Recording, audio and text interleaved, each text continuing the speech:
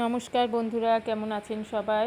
আমার আরও একটি নতুন ভিডিওতে আপনাদেরকে স্বাগত জানাই। সকালবেলায় দেখুন কি আবহাওয়ার পরিস্থিতি, একটা জামা কাপড়ও শুকাচ্ছে না, সেই জন্য কাচাকাচি করে বারান্দাতেই দড়ি টাঙিয়ে দিলাম আর সব জামা কাপড় ওখানেই মেললাম। কারণ আজকে যদি না কাচাকাচি করি, কালকে যদি আবহাওয়া ভালো হয় তাও একটু দেরি হবে, স্কুলে যাওয়ার থাকে ঈশানের, সেই জন্য সময় হবে না রান্না বান্না করার পর আর অত কাচাকাচি করার। আর আমাদের ভাদ্র মাসে লক্ষ্মী পুজো হয়, সেই পুজোর জন্য আরোই কিছু জমিয়ে রাখবো না, পুজোর সময় কাচাকাচি করতে নেই, সেই জন্য আগে আগে সব কেচে নিচ্ছি। আর কিছু বাড়িরও জামা কাপড় আছে, সেগুলো তো রোজই কাচতে হয়। আর বারান্দাটা প্রচণ্ড নোংরাও হয়েছিল, বৃষ্টির জল রাতের বেলা একদম ছাট এসেছিল, পুরো বারান্দা নোংরা, পাতা গাছের সব পড়েছিল, সেগুলো একটু পরিষ্কার করছিলাম।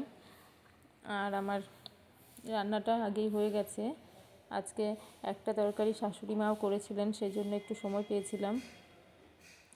আর গাছগুলো জল পেয়ে অনেকটা সতেজ হয়ে আছে। আর এই যে নিচে যে এরিকা পাম গাছগুলো লাগানো আছে, ওগুলো পাতাগুলো শুকনো শুকনো ছিল যেগুলো, ওগুলো একটু কেটে ছোট করে দিলাম। গাছটা খুব বেশি ঝাঁকালো হয়েছিল, সেই জন্য গায়ে ঠেকে তো বারান্দায় থাকে, সেই জন্য অত বেশি ঝাঁকুমাকু হয়ে থাকলে খুব অসুবিধা হয়, ওই জন্য একটু কেটে ছোট করে রেখে দিলাম। আর শুকনো পাতাগুলো ছেটে দিলে গাছটাও বেশ ভালো লাগবে দেখতে, সেই জন্য সময় হয় না। আর মেঘলা আবহাওয়া বলে আজকে কাজ খুব কমই ছিল।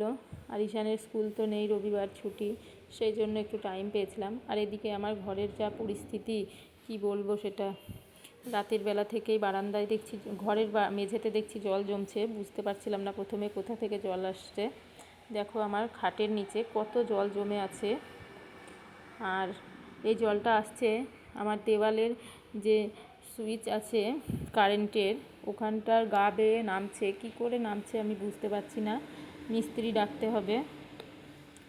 পাশের বাড়ির দেওয়াল দেওয়া আছে, ওখান থেকে হয়তো কিছু লিক হচ্ছে। আর এখন কারেন্ট ছিল না, ঘরটা ভীষণ অন্ধকার ছিল, সেই জন্যই আরও ভিডিওটা অন্ধকার লাগছিল। আর কতবার যে ওই জল আমাকে মুছতে হচ্ছে, সারা দিন আজ জলই মুছে যাচ্ছি আমি 2 মিনিট অন্তর অন্তর। ঈশান একবার পড়েছে, আমি একবার পড়েছি, প্রচণ্ড লেগেছিল আমার যখন পা স্লিপ কেটে ওই জলে পড়েছিলাম। আর এখন স্নান টান করে নিয়ে ঈশানকে একটু পড়তে বসিয়েছি। আর বিকেলবেলা একটু ছাদে এলাম গাছগুলোর পরিস্থিতি দেখতে, এসে দেখছি অনেক গাছই পড়ে গেছে। আর এই গাঁদা গাছগুলো দেখো, সেই যে রাস্তায় এক কাকিমা কেটে ফেলে রেখেছিল, পাশের বাড়ির কাকিমা, ওখান থেকেই আমি কাটা ডালগুলো উঠিয়ে এনে লাগিয়েছিলাম। কত সুন্দর হয়ে গেছে গাছগুলো, ঝাঁকুমাকু হয়ে আছে। আর ঘরের পিছনটায় এখানটায় আমি অনেক ভিডিও দিয়েছি। কলেজ মাঠের কী পরিস্থিতি একটু দেখো, একদম জলে পুরো ভরে আছে, ওগুলো চাষের জমি, জলে পুরো থই থই হয়ে আছে। আমার ভিডিওগুলো কেমন লাগছে একটু বলবেন কমেন্টে সবাই, ভালো লাগলে একটু লাইক কমেন্ট শেয়ার করে দেবেন, আর ফলো করে আমার পাশে থাকবেন। আর যদি কেউ ইউটিউব থেকে দেখেন একটু সাবস্ক্রাইব করে দেবেন। আর আজকে রাস্তায় লোকজন সেভাবে নেই, বৃষ্টির দিন বলে ওইভাবে রাস্তা ফাঁকা।